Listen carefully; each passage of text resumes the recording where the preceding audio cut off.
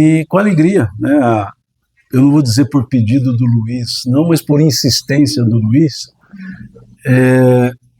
ele então pediu que falássemos um pouco desse lançamento, desse livro. É um texto muito singelo, quem já leu sabe, é muito singelo e eu não tenho capacidade para ir além da singeleza.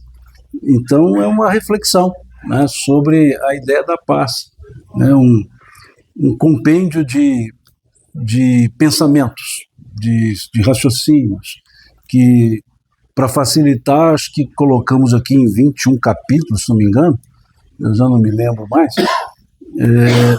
são 21 capítulos, para que vocês, 24, para que você, 25, porque tem o último que não está escrito o número, 25 capítulos, para que vocês leiam assim, acaba um capítulo e fala, agora chega, né? Então dividir, porque aí não dá aquele negócio de começar a ler e falar, esse negócio nunca acaba, né? Então vai acabar, cada capítulo acaba o assunto, e eles se interagem, né? Mas dá para ficar só num capítulo, dá para começar do primeiro, do segundo, do terceiro, do quinto, para andar rápido pode começar no último, né? Que tranquilo, cada capítulo encerra uma linha de raciocínio e que abre espaço para uma outra linha de raciocínio. E dividimos esses 24 capítulos, eu digo dividimos que foi em comum acordo com a editora, né, em 4 grupos de assuntos, para também facilitar o conjunto de assuntos. Então, espero que gostem, né, da leitura, mas é um texto realmente singelo, né, talvez nada de novo, nada novo, talvez alguma coisa de novo, né, que vocês já viram, já ouviram, e trabalhamos aqui. É um livro que tem fundamento espírita, por óbvio, né, então fundamento muitos raciocínios dentro da lógica espírita. E a lógica espírita não se distancia da lógica do Cristo, então muitos fundamentos na lógica trazida por Jesus. E ali alguns salpicos de outros pensadores que também trouxeram algumas ideias sobre a paz. Então é um conjunto, né? Quando me perguntam se é um livro espírita, eu falo também, né? É um livro cristão? Também. É um livro filosófico? Também, né? Ou seja, é um conjunto de coisas, para falar um pouco sobre essa ideia. E a proposta do tema, busque a paz e siga, na verdade não é uma frase minha, é uma frase de Pedro, o apóstolo, que está lá na sua primeira carta, na sua primeira epístola, no capítulo 3, também versículo 3, quando ele diz, busque a paz e siga. Por que dessa ideia? Busque a paz e siga. Porque não adianta buscarmos a paz sem vivermos a paz. E para buscar a paz, nós precisamos entender um pouco o que é a paz, o que seria a ideia de paz. Muitas vezes nós pensamos que paz é ausência de conflito. Pensamos que paz é ausência de problemas. E, na verdade, paz não é isso. A paz não é uma ausência de problemas. A paz é uma atitude ante a vida, que tem problemas, que tem coisas boas. Então, a paz é a atitude que nós temos em relação à vida que vivemos, seja em momento bom, seja em momento ruim, seja em momento fácil, seja em momento difícil. Porque a paz é uma questão pessoal, é uma questão interna. No ano 2000, nós tivemos um fato ocorrido no Rio de Janeiro. O assalto a um ônibus da linha 174. E esse assalto culminou com a morte de uma passageira e com a morte do assaltante. Ele sequestra o ônibus para o assalto e ali ele é cercado, então, pela polícia, e conversa a conversa, e no final acaba por haver a morte de uma senhora, uma professora, que estava indo para a escola, e a morte do próprio assaltante. Esse fato ele causou muita espécie, e as pessoas começaram a debater sobre a causa da violência. E muitos debates foram desenvolvidos, alguns televisionados, e ali dizendo sobre a causa da violência. Aquele era um ato violento. E eles trabalharam com a ideia porque aquele assaltante, ele era um dos sobreviventes da chacina da Candelária, lá de 1993. Ele era um dos adolescentes, das crianças, ele era uma delas, que sobreviveu. Então as pessoas começaram a associar a ideia da violência em função da violência, ou seja, que a violência gerava violência. E aí começaram a trabalhar com alguns aspectos de causa, e elencaram que a causa da violência seria a falta de acesso à educação. Disseram que a causa da violência seria a falta de políticas públicas. Disseram que a causa da violência seria a miséria, a miserabilidade, a miséria. E quando eu via e ouvia esse debate, ficava pensando o seguinte: quando nós dizemos que algo é causa, sempre que acontecer aquele algo, a consequência deverá ser também a mesma. Uma mesma causa sempre gera a mesma consequência. Se aquele elemento causal gerar uma consequência diferente, ele não pode ser causa das duas consequências. Então eu fiquei pensando, se a causa da violência é a falta de acesso à educação, todos os analfabetos teriam que ser violentos. E nem todos são. A minoria é. E todos os letrados não poderiam ser violentos. E muitos são violentos. Se a causa da violência era a miséria, todos os que padecessem da miséria deveriam ser violentos. E não são. E todos que vivem à abastança não poderiam ser violentos. E são, grande parte deles. Se a causa da miséria é a falta de política pública, todos os países sem política pública ou boa política pública deveriam ser violentos. E muitos não são. E aqueles que são ricamente abastecidos por políticas públicas não deveriam ter atos de violência. E tem. Então, se nós observarmos, não podemos dizer que isso é causa. Podemos dizer que são fatores contributivos. São fatores que contribuem. Não necessariamente propiciam, mas contribuem para a violência. Mas não podem ser estabelecidos como causa. Por quê? A chacina da Candelária, ou da chacina da Candelária, várias crianças sobreviveram. E as outras não assaltaram ônibus. Uma delas, numa entrevista dada em 2011, no programa do Jô, se chama Rodrigo Fernandes, que foi uma dos adolescentes sobreviventes, ele narra como aconteceu e como ele sobreviveu, ficando escondido na parte superior do ponto de ônibus. E o que esse rapaz fez? Ele passou a trabalhar numa instituição para cuidar de crianças em situação de rua. E passou a ser um educador, que só cuidava de crianças em situação de rua. Totalmente o oposto do que aconteceu com o outro sobrevivente. Então, se a chacina fosse a causa, os dois deveriam estar praticando os mesmos tipos de atos. Mas um caminhou para um lado, o outro caminhou para o outro. Então, onde está a causa? O nascedouro está na pessoa. A pessoa é a causa das suas próprias ações. A pessoa é a causa de todas as consequências da sua vida. É uma escolha pessoal. Eu posso escolher agir de uma maneira ou de outra. Altamente influenciado, sim, mas continua a escolha sendo minha. Posso escolher seguir, digamos que devolvendo o mal com o mal, ou posso seguir devolvendo o mal com o bem. depende de mim. Tem uma história, uma parábola, que diz que havia um rei muito violento, um rei exigente, um rei que não aceitava meias respostas. Quando trazia uma pergunta, a resposta tinha que vir completa. E um dia esse rei chegou para os seus sábios e fez uma pergunta.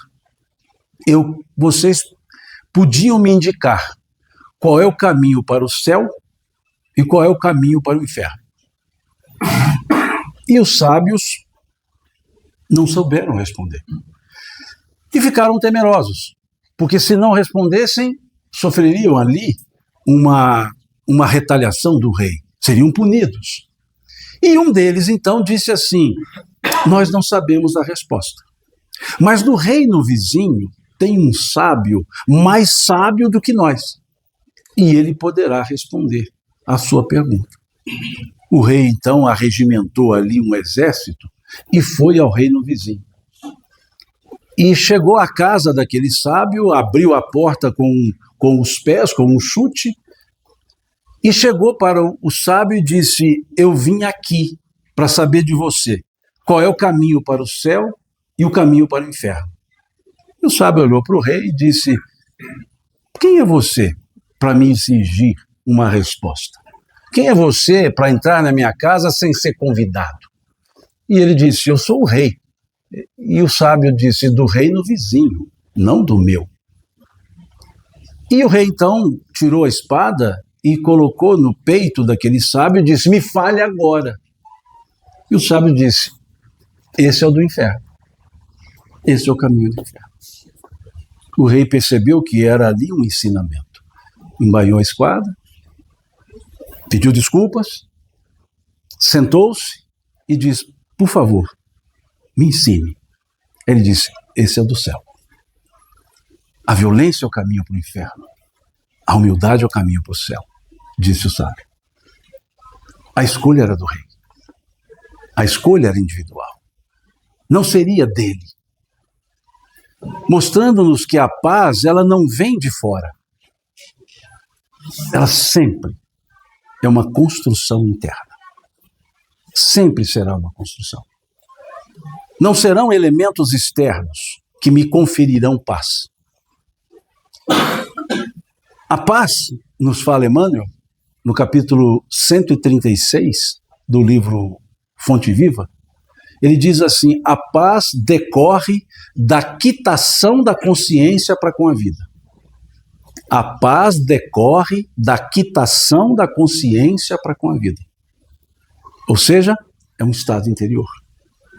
Se eu estou com a consciência quite, quaisquer problemas poderão me gerar dificuldades, mas não afetarão a minha paz.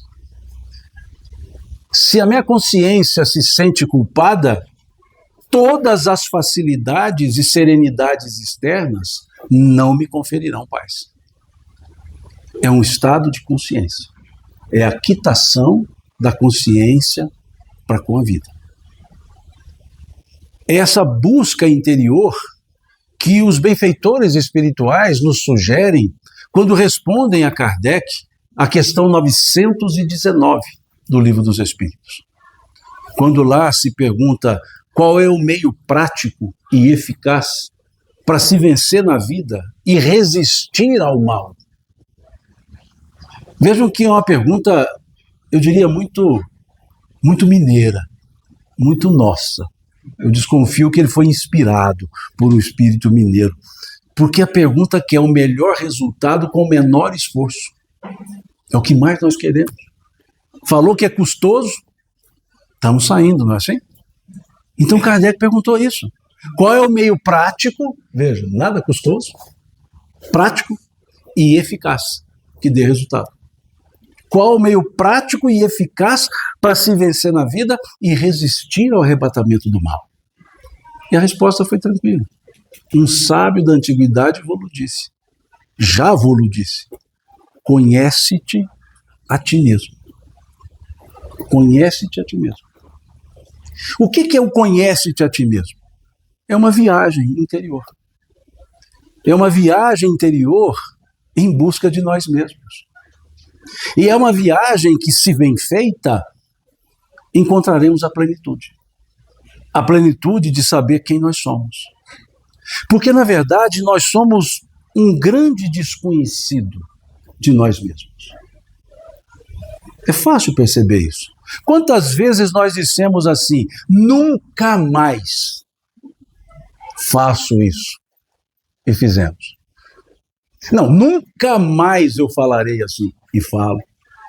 Se nós nos conhecêssemos, de duas uma, diríamos nunca mais e nunca mais, ou não diríamos nunca mais porque sabíamos que não seria nunca mais. Mas como nós não nos conhecemos, erramos em relação a nós mesmos. Erramos em relação aos nossos sentimentos, aos nossos pensamentos, às nossas ações. Somos inflexíveis onde não deveríamos, flexíveis onde não deveríamos, mas porque não nos conhecemos. Nós conhecemos muito as outras pessoas, mas raramente olhamos para nós. E raramente nós nos perguntamos o porquê das nossas ações. Nós até podemos perguntar o que nós fizemos, mas a chave não está no que nós fazemos. Ela está no porquê nós fazemos. E quando Kardec obtém essa resposta, conhece-te a ti mesmo, ele faz uma segunda pergunta, um desdobramento. A pergunta 919A, também do Livro dos Espíritos. Ele diz assim: entendemos a beleza dessa máxima. Ou seja, é uma frase bonita. Conhece-te a ti mesmo, olha, coisa bonita. Era tão bonita que ela estava escrita no pórtico do templo de Apolo, em Delfos, que não é uma frase de Sócrates. Muitos dizem, Sócrates falou. Não, ele pode ter falado, mas a frase ele leu no templo de Apolo. Muito anterior a ele. Anterior a Pitágoras, que foi o primeiro que falou dessa frase, mas já estava escrita. Então, é uma frase bonita. E Kardec disse, nós entendemos a beleza dessa máxima, mas a dificuldade está justamente em nos conhecer. Como fazer? Foi a pergunta que ele fez. Como fazer? Se a gente estivesse ali prestando atenção, a gente diria assim, toma, né, para o Espírito, agora te apertou. Você ficou ouvindo com essas frases bonitas, etc. Agora, toma, né? Hein? Fala. E aí vem uma resposta de 1,5 páginas. 1,5 páginas respondendo. E uma resposta belíssima, que se tiver o Livro dos Espíritos, por aqui a gente pode lê-la, não vamos lê-la. Ela não está, não temos o Livro dos Espíritos? Temos, está aqui, peraí. Uma hora eu acho, peraí. Normalmente é o último que a gente está procurando. Eu já vou direto no último. Não falei? É sempre o último. Veja o que diz essa questão 919A do Livro dos Espíritos. Como fazer? Aí vem a resposta dada pelo Espírito Santo Agostinho. Fazer o que eu fazia de minha vida sobre a terra. Ao fim da jornada diária, eu interrogava minha consciência, passava em revista o que fizera e me perguntava se não faltara algum dever, se ninguém tinha nada a se lamentar de mim. Foi assim que consegui me conhecer e ver o que havia para reformar em mim. Aquele que cada noite lembrasse todas as ações da jornada e se perguntasse o que fez de bem ou de mal, pedindo a Deus e ao seu anjo guardião para o esclarecer, adquiriria uma grande força para se aperfeiçoar, porque, crede-me, Deus o assistiria. Questionai, portanto, e perguntai-vos, o que fizestes e com qual objetivo agistes? Ou seja, o que e por quê? Com qual objetivo agistes em tal circunstância? Se fizestes alguma coisa que censurais em outrem, prouvesse a Deus chamar-te neste momento, reentrando no mundo dos espíritos, onde nada é oculto, teria o que temer diante de alguém? Examinai o que podeis ter feito contra Deus, contra vosso próximo e, enfim, contra vós mesmos. As respostas serão um repouso para a vossa consciência ou a indicação de um mal que é preciso curar. O conhecimento de si mesmo, portanto, é a chave do progresso individual. Mas direis, como se julgar? Não se tem a ilusão do amor próprio que ameniza as faltas e as desculpa? O avarento se crê simplesmente econômico, e previdente. O orgulhoso crê não haver nele senão dignidade. Isso é verdade, mas tendes um meio de controle que não pode vos enganar. Quando estiverdes indecisos sobre o valor de uma das vossas ações, perguntai-vos como a qualificaríeis se fosse feita por outra pessoa. Se a censurais em outro, ela não poderia ser mais legítima em vós, porque Deus não tem duas medidas para a sua justiça. Procurai também saber o que pensam os outros a vosso respeito, e não negligencieis a opinião dos vossos inimigos, porque estes não têm nenhum interesse em dissimular a verdade. E, frequentemente, Deus os coloca ao vosso lado como um espelho para vos advertir com mais franqueza do que faria um amigo. Que aquele que tem a vontade séria de se melhorar, explore, pois, sua consciência, a fim de arrancar dela as más tendências, como arranca as más ervas do seu jardim, que faça o balanço da sua jornada moral, como o mercador faz das suas perdas e lucros. E eu vos asseguro que a um lhe resultará mais do que a outro. Se ele puder dizer que sua jornada foi boa, pode dormir em paz e esperar sem receio o despertar, inclusive de uma outra vida. Colocai, pois, para vós questões claras, questões precisas, e não temais de as multiplicar. Podem-se dar alguns minutos para conquistar uma felicidade eterna. E aqui ele segue, não vou seguir, senão vão ficar só lendo. O que está nos dizendo Santo Agostinho? Que o autoconhecimento nos permite agir de maneira consciente.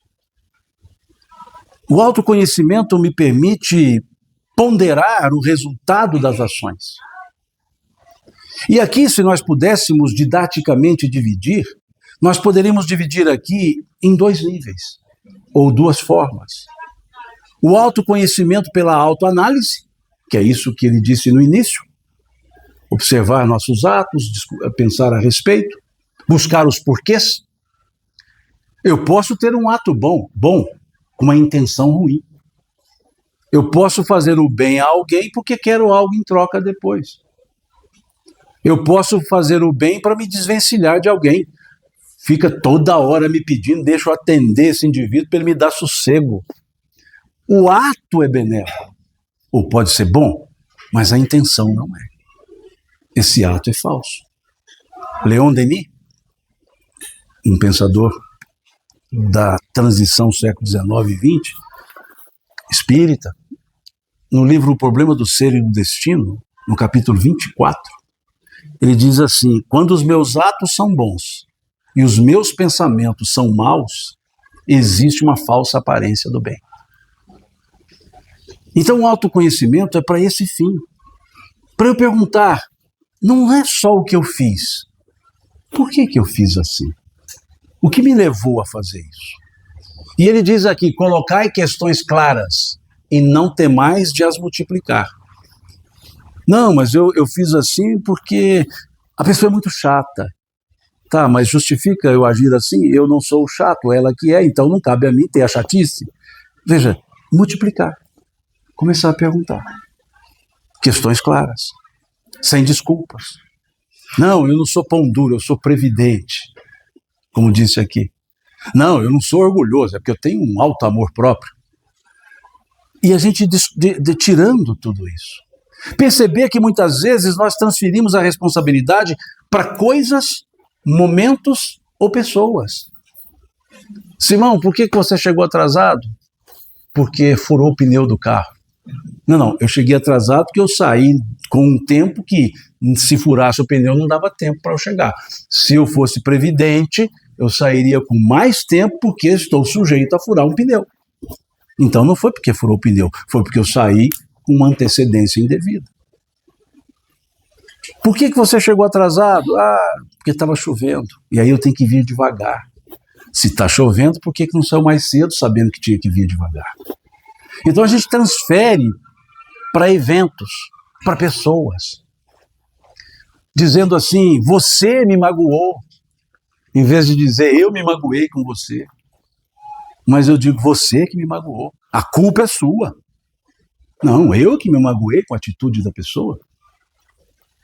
Porque o próprio verbo assim diz. Eu já disse isso aqui outras vezes. O verbo magoar é verbo pronominal. Para conjugá-lo eu preciso colocar um pronome. E é pronominal reflexivo. Não é ele me magoa, é eu me magoo com ele. A conjugação do verbo é eu me magoo, tu te magoas, ele se magoa, nós nos magoamos, vós nos magoais, ele se magoa.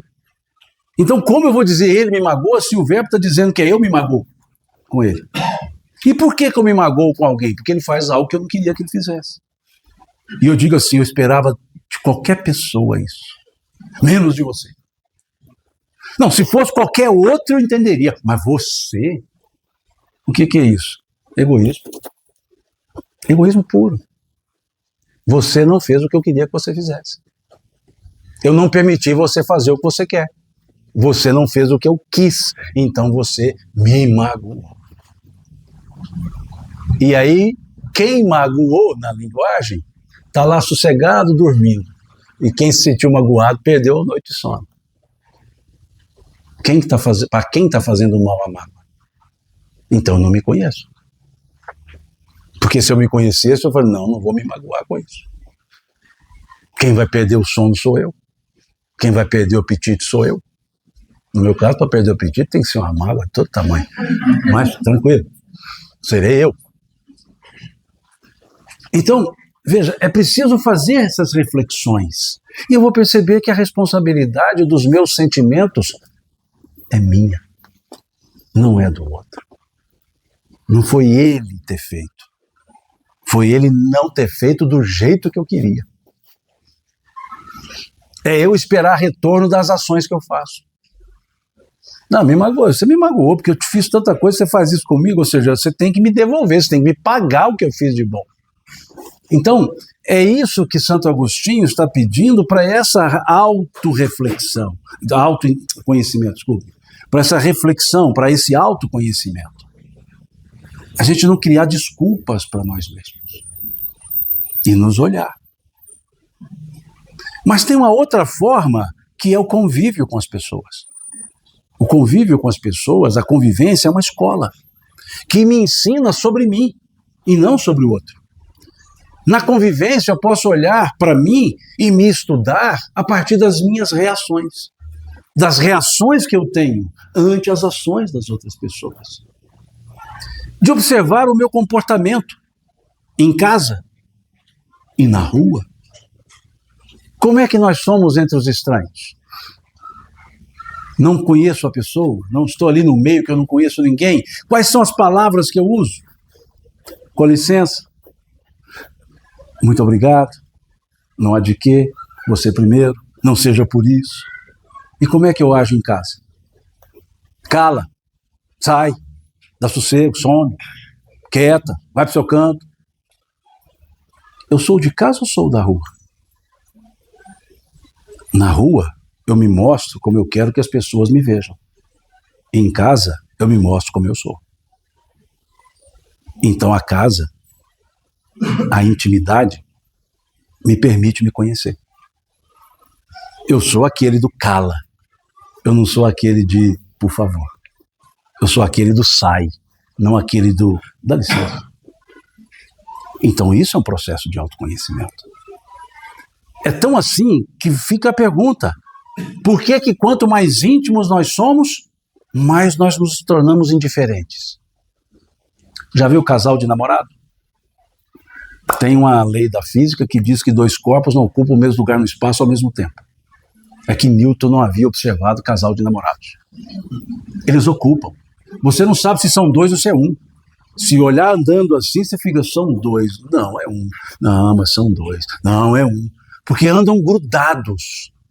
São incapazes de sair da sala para a cozinha, senão de mão dada. Aí você olha um casal casado. Você olha, acha que é um ou que são dois. Aí você percebe que são dois, um na calçada, outro na outra. Casal de namorados senta numa mesa de um por um, lado a lado, para almoçar. Movimenta só as mãos, não tem espaço para abrir o braço. Casal casado senta frente a frente.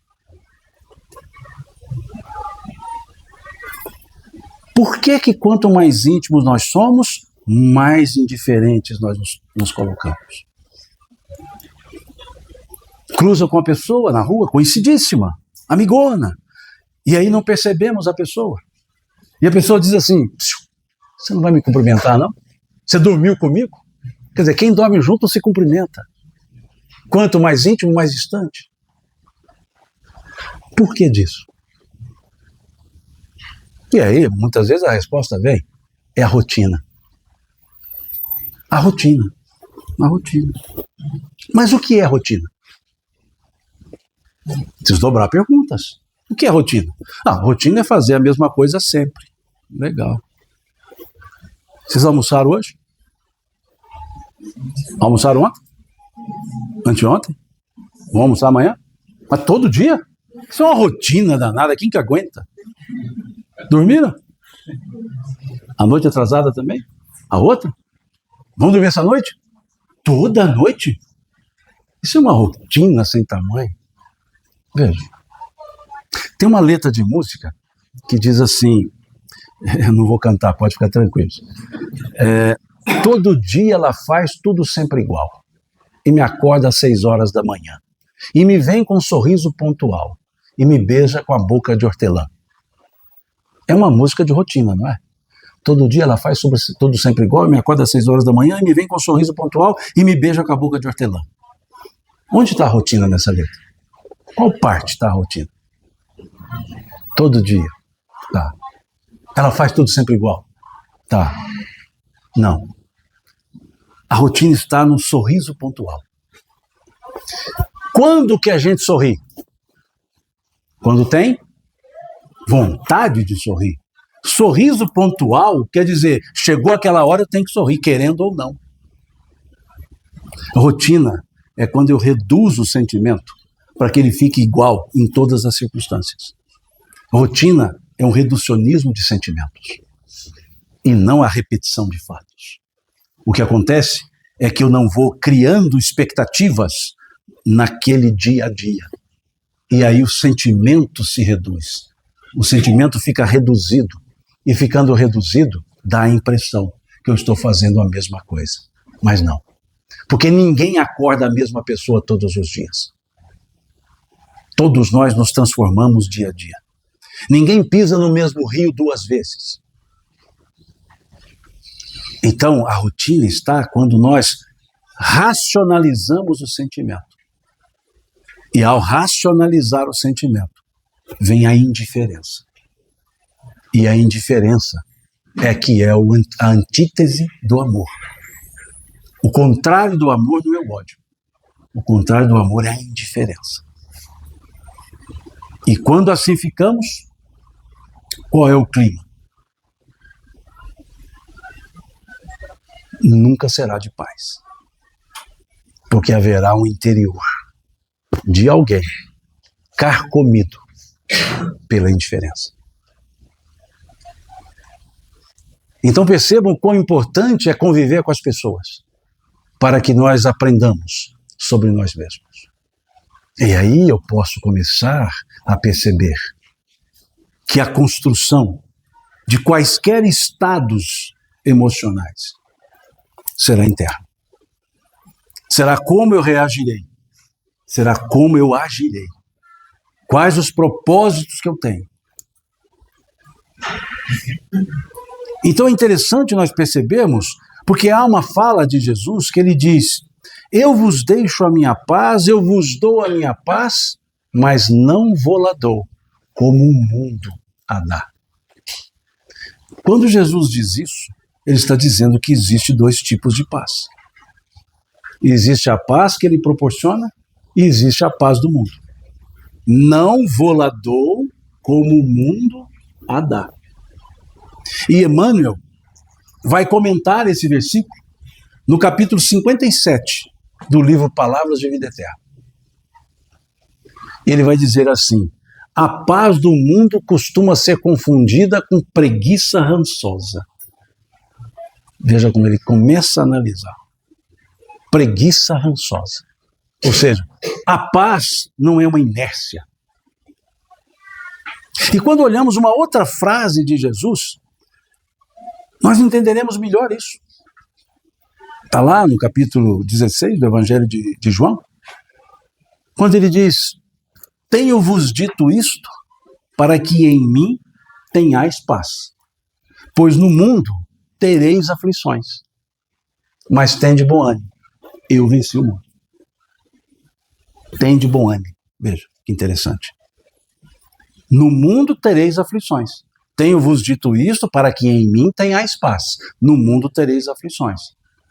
Então, mais uma vez, paz não depende do aspecto externo, porque continuarão as aflições, mas o comportamento não será o mesmo. Quando se entende a consciência, quando se percebe a consciência. Podemos não resolver os problemas, mas nos resolveremos ante os problemas. Quando buscamos essa interiorização, esse equilíbrio de sentimentos e fazemos esse questionamento. Nós fazemos muito a autoanálise, uma vez por ano, 31 de dezembro, 23h45. E fazemos assim, não, deixa eu dar uma analisada na minha vida. Eu vou repassar o meu ano. Tentem fazer isso. E pergunte assim: o que eu fiz dia 2 de fevereiro, 14 de março, 13 de junho, 22 de julho. Vai ser assim: não sei, não me lembro. Um ano é muito tempo. Santo Agostinho propõe para fazer isso diariamente. Diariamente. Se eu perguntar o que eu fiz hoje pela manhã, eu faço assim: não. 2 da tarde, sei. 3, sei. 4, sei. Porque o tempo é curto. E como ele é curto para analisar, é rápido para eu agir. Se eu me deparei com algo não bem feito, eu refaço no outro dia. Se eu percebi que eu fui indelicado com alguém, no outro dia eu tenho a oportunidade de resolver aquilo. Eu vou lá e me desculpo. Vou lá e me ofereço para reparar o erro. Mas se eu deixar isso para o outro ano, como é que fica? Então ele deixou curto espaço do tempo, tentando nos dizer que um dia é muito tempo para a gente poder agir. O apóstolo Paulo, na sua carta aos Efésios, ele tem uma frase interessante. Ele diz assim: irmãos, irai-vos, mas não pequeis. Não se ponha o sol sobre a vossa ira. O que ele está dizendo? Fiquem bravos, mas não se agridam. Irai-vos, mas não pequeis. Pensa bem no que você vai fazer. Pode até ficar ali com uma raiva, uma vontade danada, né, de falar, mas pensa. Talvez você falando não vai dar certo. Irai-vos, mas não pequeis. Não se põe o sol sobre a vossa ira. Ou seja, não deixa o sol se pôr. Não deixa o dia acabar sem que você se resolva em relação a isso. Tente se resolver dentro do dia. Como disse o Cristo, basta a cada dia o seu próprio mal.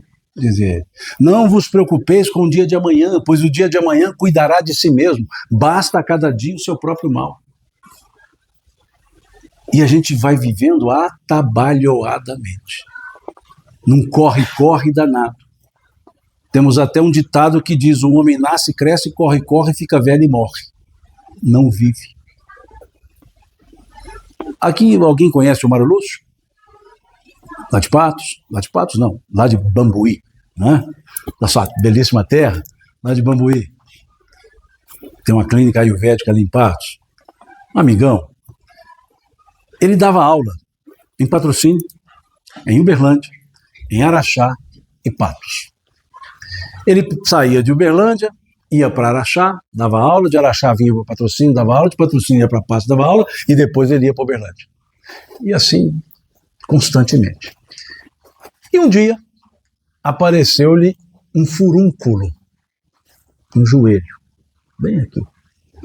E ele é muito espirituoso, uma pessoa inteligentíssima, mas muito espirituoso, e disse assim: Simão, me apareceu um furúnculo. Veja, eu sou um professor de física.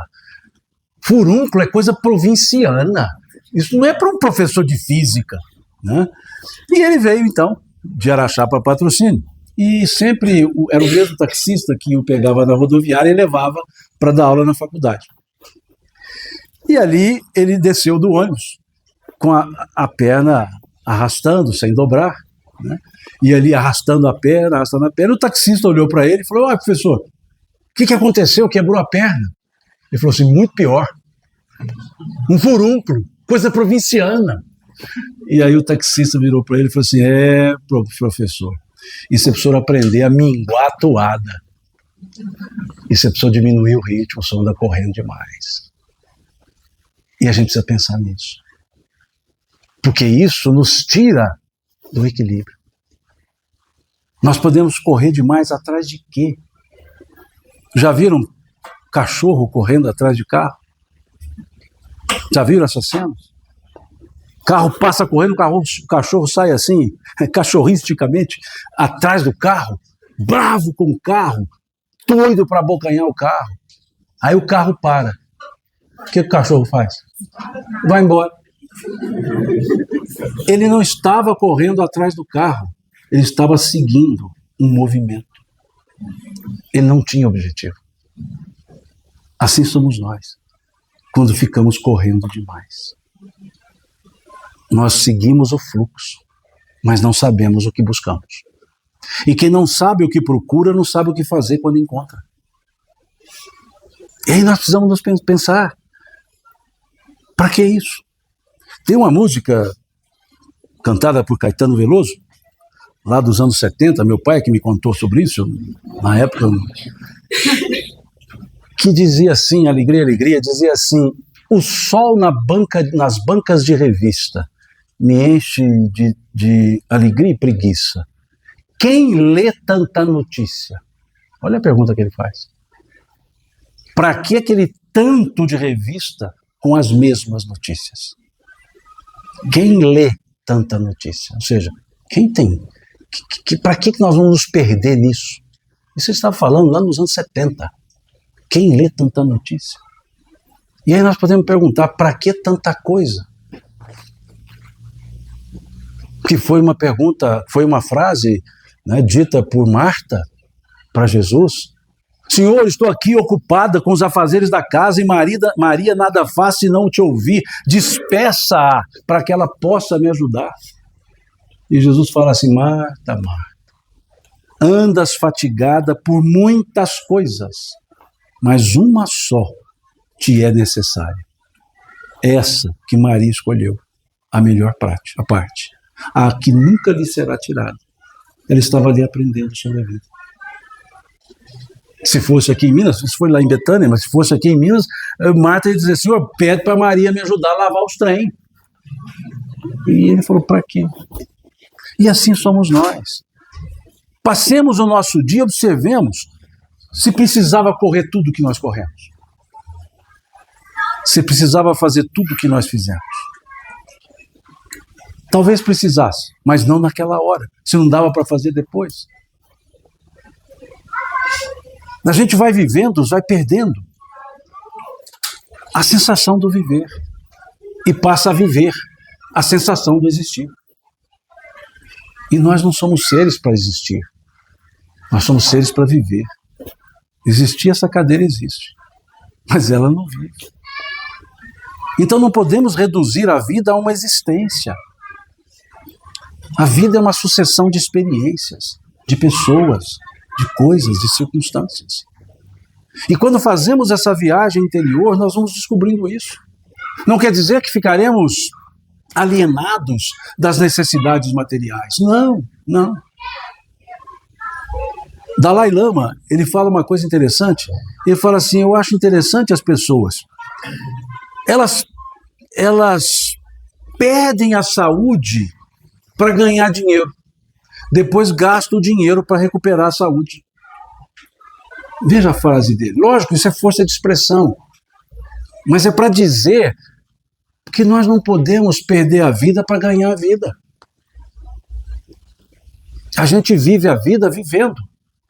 Hora de trabalhar, ótimo. Mas a hora de recolher-se, recolher-se.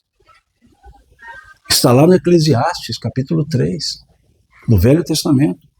Todas as coisas têm o seu tempo. E há tempo para tudo dentro dos propósitos de Deus. Ou, em outras traduções, cada coisa tem o seu tempo. E para cada ocupação chega a sua hora. E se eu quero ocupar-me antes da hora, o que acontece? Olha o prefixo. A pré-ocupação. E a pré-ocupação me leva à ansiedade. E a ansiedade me tira paz. Então é preciso saber o que eu preciso para agora. O que eu preciso. É diferente do que eu quero. Necessidade e desejo são coisas distintas. Desejo é o que eu quero, necessidade é o que eu preciso. E nem tudo que eu desejo eu preciso. Eu sempre digo, querem saber o que é desejo, o que é necessidade? Entrem no supermercado. Físico, não virtual. O que tiver lá no fundo do supermercado é necessidade. O que tiver na ponta da gôndola é desejo. Vocês já viram arroz em ponta de gôndola? Proteína em ponta de gôndola? Ponta de gôndola tem o quê? Bombom, bolacha. Não é assim? E se você começar no supermercado, da ponta da gôndola para o fundo, você vai encher o carrinho de desejo. E a hora que chega lá no fundo, não tem espaço para necessidade. Mas se você começar do fundo, você enche com as necessidades. Se sobrar espaço, põe desejo. A vida a gente começa do fundo, de dentro. Para eu entender as minhas necessidades. E depois eu busco os desejos. Isso é tudo parte da busca da paz interior. Quando Jesus falou do reino de Deus, se olharmos o capítulo 13 do Evangelho de Mateus, nós veremos ele dizendo parábolas, 5 parábolas, falando assim, o reino de Deus é semelhante a, todas elas começam assim, mas a sequência depende de com quem ele estava falando. O reino de Deus é semelhante a, falava com o pescador, a um homem que foi ao mar, jogou a rede e pegou peixes grandes e pequenos. E segue a parábola. Conversava com o agricultor. O reino de Deus é semelhante a um homem que semeou a semente. E à noite veio o inimigo, semeou o joio, segue a parábola. Ele conversava com comerciantes. Ele disse, o reino de Deus é semelhante a um comerciante que encontrou uma pérola e vendeu tudo que tinha e comprou aquela pérola. Falava com um banqueiro, financista, os chamados contratadores de câmbio. Ele dizia, o reino de Deus é semelhante a um homem que encontrou um tesouro dentro de um campo. E sabendo o valor daquele tesouro, vendeu tudo que tinha e comprou aquele campo. Ele falava com as mulheres, as que cuidavam dos afazeres de casa. Ele dizia assim, o reino de Deus é semelhante a uma mulher que fez a massa. Colocou 3 medidas de farinha, 1 medida de fermento. E o fermento levedou a massa. E a massa cresceu. 5 parábolas. O que nós temos em comum nessas 5 parábolas, sem ser o reino de Deus é semelhante a? Onde que se pesca um peixe? Dentro da água. No meu caso, até no supermercado, mas se pesca um peixe dentro da água. Onde se planta uma semente? Dentro do suco. Onde se encontra uma pérola? Dentro de uma ostra. Onde estava o tesouro? Dentro de um campo. Onde o fermento age? Dentro da massa. O que nós temos nas 5 parábolas? Dentro, dentro, dentro, dentro, dentro. O reino de Deus é interior. Ele está falando de interioridade. E depois ele arremata. O reino de Deus não vem com aparências exteriores, pois o reino de Deus está dentro de vós. Entre vós, em outras traduções. No meio de vós, em outras traduções. Interno. E nós buscamos a paz externa. Buscamos a felicidade externa. 2 filósofos contemporâneos que escreveram um belíssimo tratado filosófico. O tratado tem um título interessante, chama-se Tocando em Frente. E os filósofos, o senhor Renato Teixeira e Almir Sater, nos disseram o seguinte: cada ser em si carrega o dom de ser capaz, o dom de ser feliz, em si. E nós buscamos a felicidade em coisas e pessoas. Coisas e pessoas passam, são circunstanciais. Eu posso buscar alegrias e ter tristezas, mas a felicidade é um estado interior, é uma mudança interior, é o encontro de mim para comigo, eu me encontrando comigo e me conhecendo. Por isso a gente vê aquela oração que é conhecida como oração de São Francisco, que foi uma oração encontrada em 1918. Ela foi encontrada no término da Primeira Guerra. E ela tinha um título, Oração pela Paz. Era o título da oração. Mas os dizeres são tão franciscanos que deram o título de Oração de São Francisco. Mas não pode-se dizer que essa oração foi feita por ele, porque ela foi encontrada em 1918, no término da Primeira Guerra. Mas ela é franciscana. E o que nós temos nessa oração? Senhor, fazei de mim um instrumento da vossa paz. A oração não diz, Senhor, trazei a mim a vossa paz. Porque a paz não se nos chega. A paz nós construímos. Então a oração diz, fazei de mim um instrumento da vossa paz. E aí ela traz as antíteses, ela traz as dicotomias. Onde houver ódio, que eu leve o amor. Chico dizia que o ódio é o amor que não tomou aulas de boa educação. Ele diz, o ódio é um amor ensandecido. Se eu quero me ligar a uma pessoa, que eu a ame ou a odeie, fico ligado a ela. O ódio é esse egoísmo que transmuta o sentimento. Então ele dizia, onde houver ódio, que eu leve amor. Onde houver ofensa, que eu leve o perdão. Veja, vai criando as dicotomias, não vou passar a oração inteira. Onde houver ofensa, que eu leve o perdão. E é interessante isso, porque Pedro perguntou a Jesus, Senhor, até quanto devo perdoar o meu irmão que peca contra mim? Até 7 vezes? Aí Jesus vira-se para ele e fala, Pedro, não te digo até 7 vezes, mas 70 vezes 7. Essa passagem, esses números, não saíram do nada. Esses números estão lá no livro Gênesis, do Velho Testamento.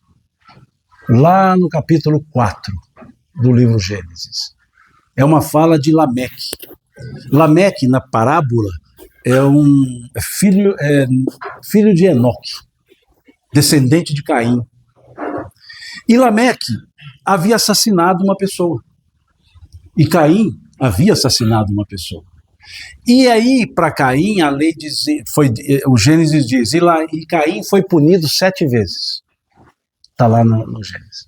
Então Lameque diz assim, Caim foi homicida e foi punido 7 vezes. Lameque será punido 70 vezes 7 vezes.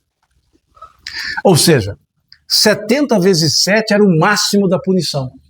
E Jesus quis dizer, 70 vezes 7 é o máximo do perdão. Ou seja, quanto houver a punição, quanto haverá o perdão. E o que é perdão? Esquecer? Isso é memória. Esquecer ofensa é problema de memória, não é perdão. Perdão é não ter as mesmas sensações quando lembrando do fato e as tinha lá no fato.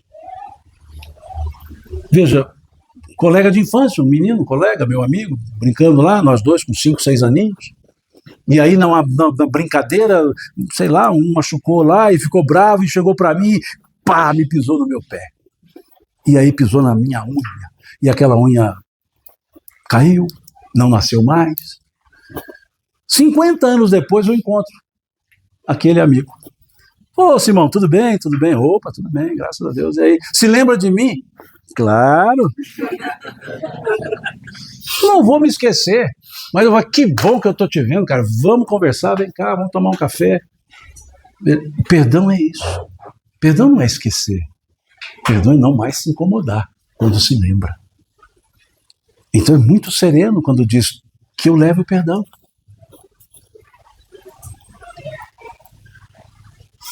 Onde houver discórdia, que eu leve união.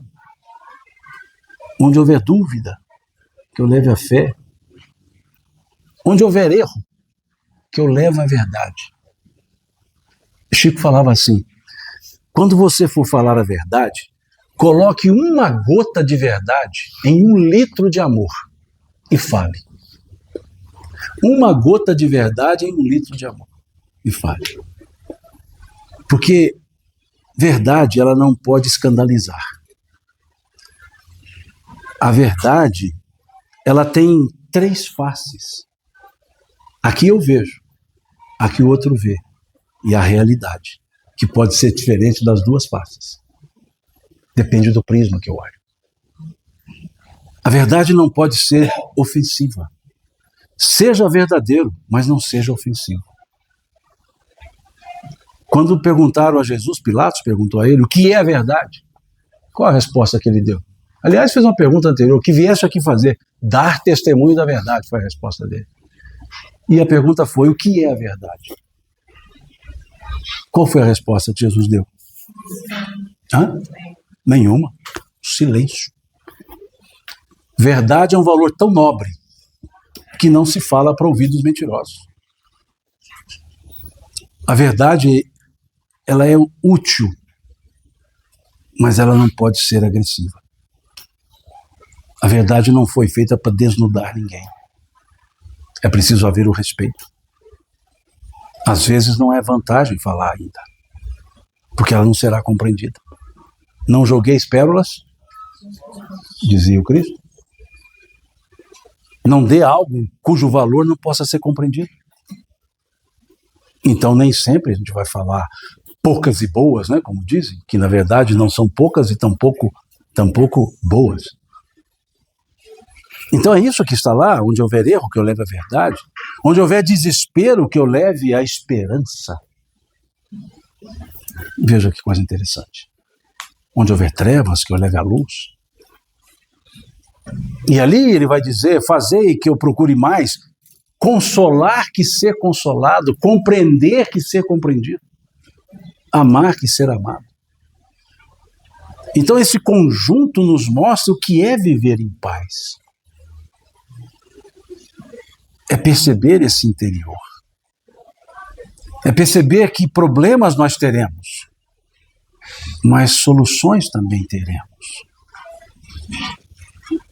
É tentar buscar o equilíbrio, se não na ajuda, na oração. Como diz Santo Agostinho, elevar o pensamento a Deus, crede-me, ele o assistiria, dizia ele. Isso é a paz. E é por isso que a paz é além das palavras. Ela é sentimento. E ela é minha. Eu não consigo dar para ninguém.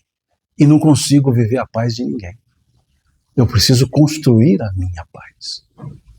E aqui na leitura feita pelo Flávio, lá no livro Ceifas de Luz, Emmanuel diz que essa construção não é simples, não é fácil.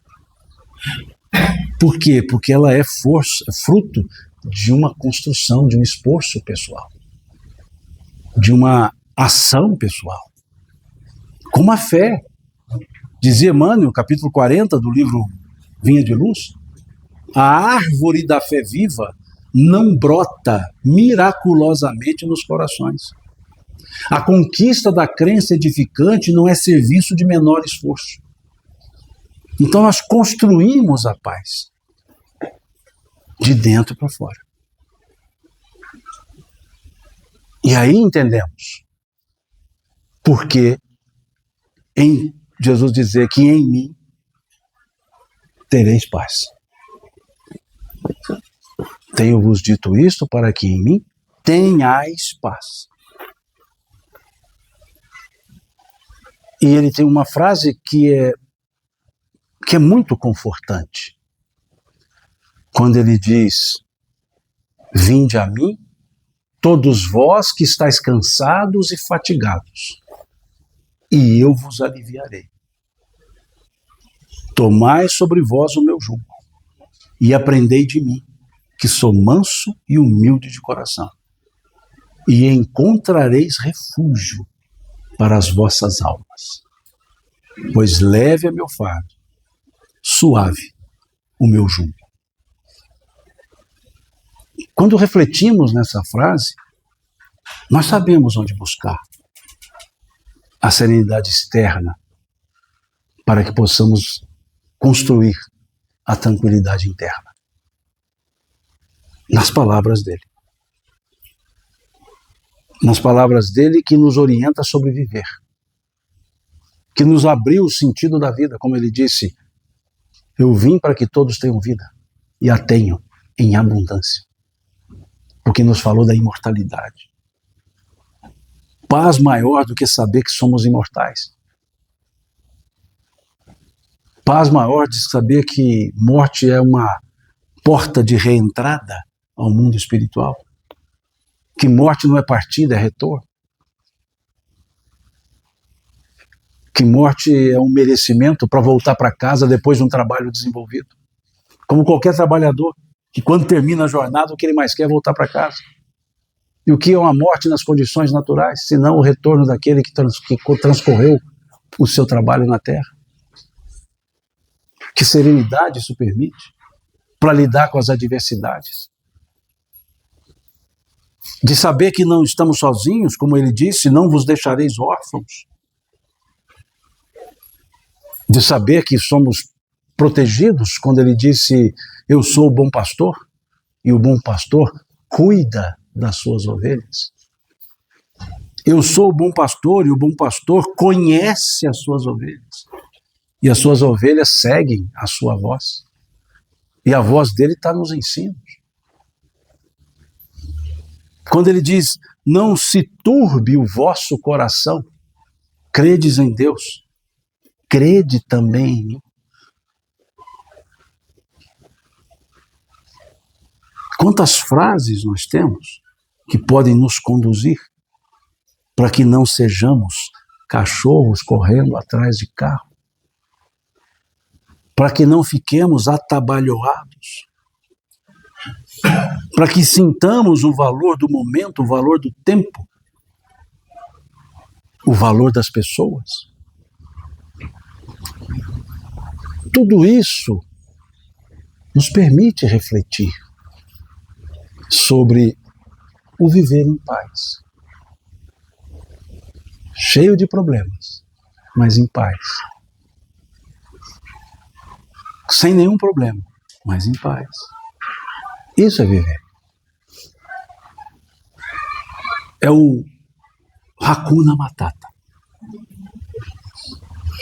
Porque lá no Malawi, lá na Fraternidade Sem Fronteiras, no projeto Nação Ubuntu, por lá fiquei por dias e dias nesse projeto.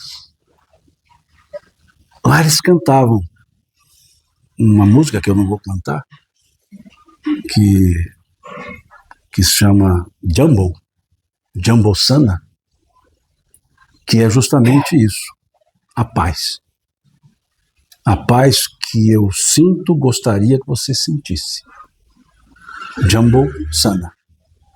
E na música está lá o Hakuna Matata. Na letra da música do Jambo Sana, é uma música cultural do Quênia, mas que permeia a África toda. E lá diz isso, Jambo Sana, Hakuna Matata. Né? E Hakuna Matata também. Ou seja, aproveite e compreenda a vida. Compreendendo a vida, viva a vida. Porque nada mais se pede senão viver a vida.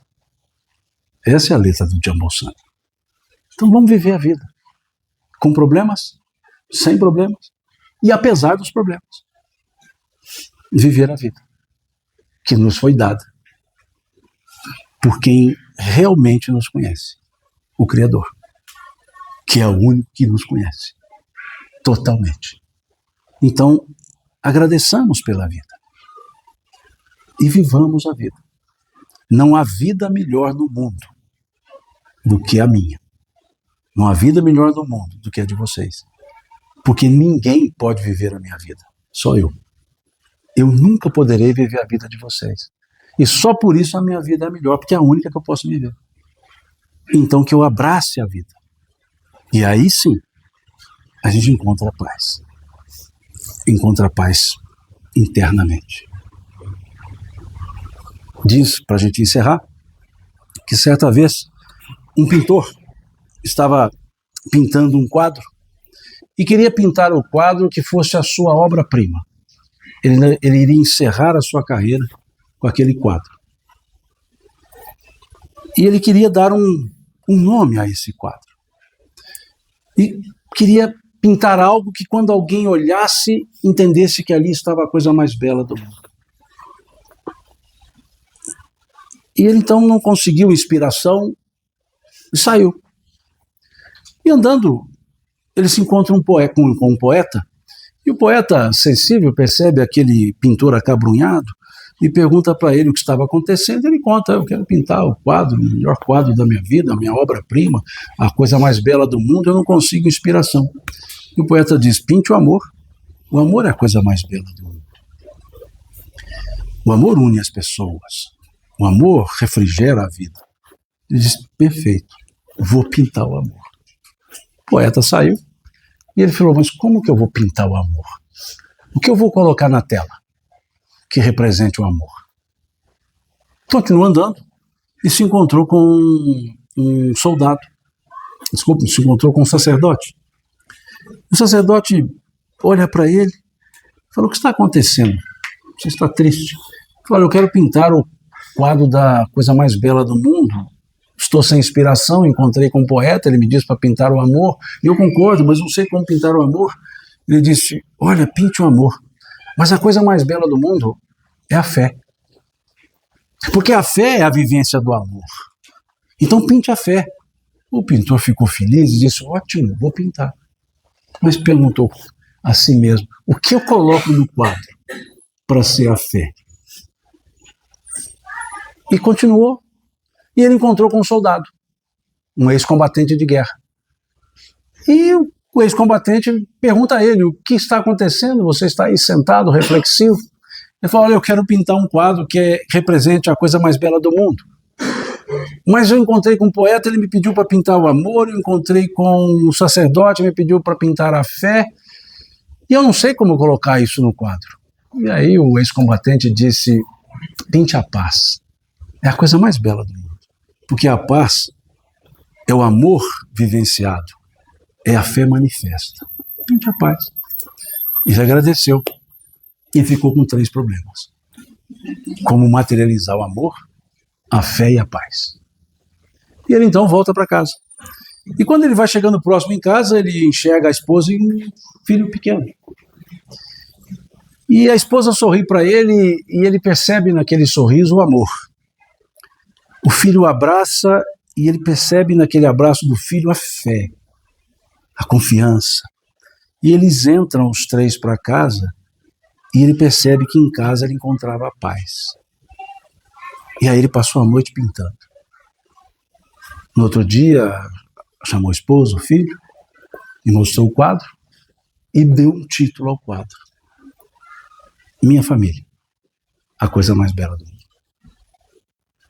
O lugar onde nós conseguimos viver o que somos, nos conhecer e vivenciar a construção da paz é em casa. É ali que nós temos a coisa mais bela do mundo. Cultivemos isso e o jardim, o canteiro, vai ficar muito mais adubado para construirmos a paz. Muito obrigado a vocês pelo carinho, pela paciência de ficar aqui sentado ouvindo aquilo que vocês já conhecem, né? E eu, como bom mineiro, sempre agradeço na nossa forma mineira. Deus lhes pague, né, pelo carinho, pela paciência, e nos encontramos em outro momento para mais uma prosa. Muito obrigado. A Casa do Caminho foi fundada em 1962 com o intuito de ser um albergue e servir alimentos aos necessitados com o nome de Sociedade Beneficente Casa do Caminho. Após a extinção do Grupo Espírita Eurípides Barçanufo, as atividades foram direcionadas para a nossa casa, se chamando a partir de então Sociedade Espírita Casa do Caminho. As atividades doutrinárias se dividem em palestras públicas, evangelização juvenil, evangelização infantil, evangelização de bebês e no ventre, estudo e pesquisa sobre o Evangelho. Para além das atividades doutrinárias, temos também as atividades assistenciais, as quais precisamos cada dia mais da sua ajuda, como Bazar Beneficente,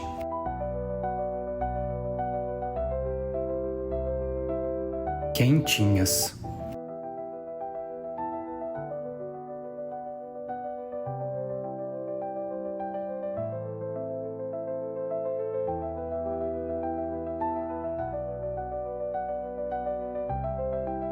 costura e confecção de enxovais para bebês.